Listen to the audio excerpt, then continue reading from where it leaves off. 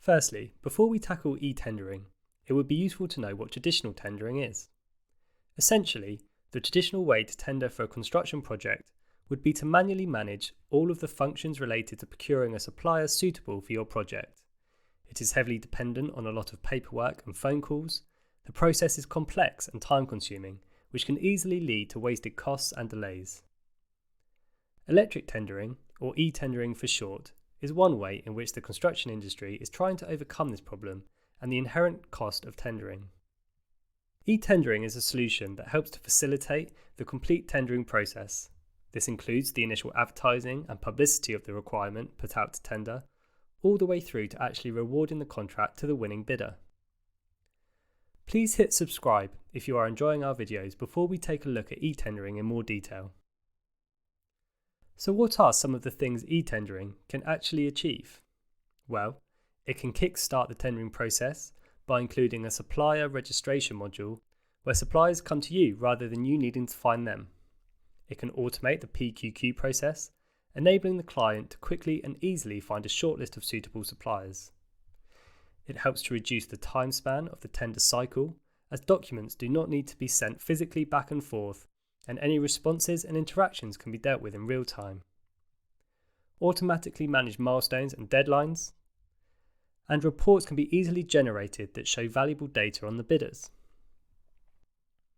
Despite these advantages and possible benefits, uptake of e-tendering up until 2010 has been fairly weak, although over the last decade this has improved with further technological advancements, software and training. If not implemented with a clear plan and pathway, then e-tendering could of course see certain drawbacks, such as culture shock within the organisation. As is the case with almost every digital transformation, adopting e-procurement solutions brings a culture shock and sometimes major resistance from certain members of staff and management levels.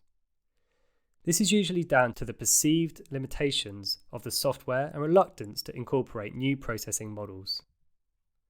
And also integration challenges. Incomplete understanding of the goals and a lack of planning has the possibility to see significant implementation and functionality challenges to adopting the chosen software. This is particularly problematic as you require your suppliers to know how to use the software to submit their bids and upload information on your chosen e-tendering portal. Before we finish, we just wanted to mention a type of e-tendering called EAuctioning, as it would be great if you could leave a comment below on your thoughts. EAuctioning can be thought of in a similar way to the platform eBay, where the highest bidder wins. However, in construction, it is used in reverse, where contractors compete for business in an online event by submitting the lowest bid they believe they can deliver the outlined works for. This is sometimes referred to as reverse auctioning. Some clients and organisations may find this appealing to achieve what they believe to be significant cost savings.